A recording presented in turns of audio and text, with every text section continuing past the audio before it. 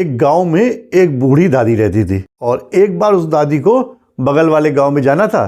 तो उसने अपनी पड़ोसन से कहा, देखो आज हमें ज़रा ज़रूरी काम से बगल वाले गांव में जाना है, तो तुम आज मेरे घर की देख रेख कर लोगी? तब उस पड़ोसन ने कहा, हाँ माँ जी आप जाइए, बिल्कुल परेशान ना होइए। उसके बाद दादी अपने दूसरे गांव चली गई और वो महिला उसके घर में देख रेख करने लगी।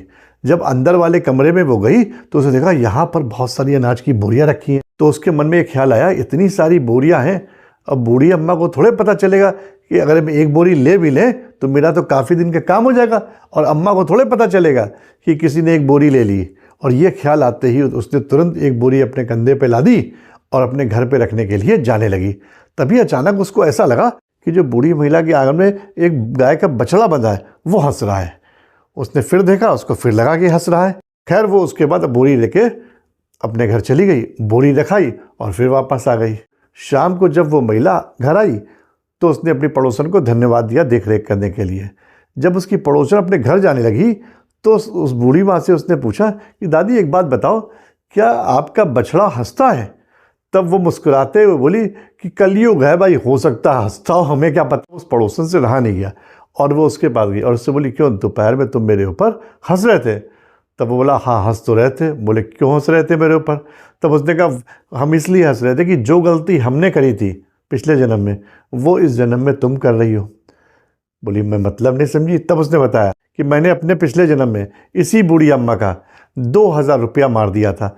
मेरे पास पैसे भी थे, मैं इसके दे भी सकता था, लेकिन मैंने ये सोचा ये तो बूढ़ी है, इसके पैसे क्या देना, ये हमसे किसी तरह हमारा क्या उखाड़ लेगी कि हम इसको पैसा नहीं देंगे। और जब उसके बाद मेरी मृत्यु हो गई, मैं ऊपर गया तो ऊपर मेरा हिसाब किताब हुआ तो वहाँ मुझे पता चला कि 2000 रुपये मुझे इनके देने हैं और मुझे मोक्ष नहीं प्राप्त हुआ। और फिर मुझे भगवान ने धरती पर इस बूढ़ी औरत के घर में बछड़ा बनाकर भेजा और कहा कि जब तक इसका 2000 रुपया पूरा नहीं होगा तब तक तुम मुझे मोक्ष प्राप्त नहीं होगा। अब बताओ, अभी तो मैं छोटा सा बछड़ा हूँ, मैं कब बड़ा होऊंगा, कब इसका पैसा चुकाऊंगा, कब मुझे मोक्ष प्राप्त होगा?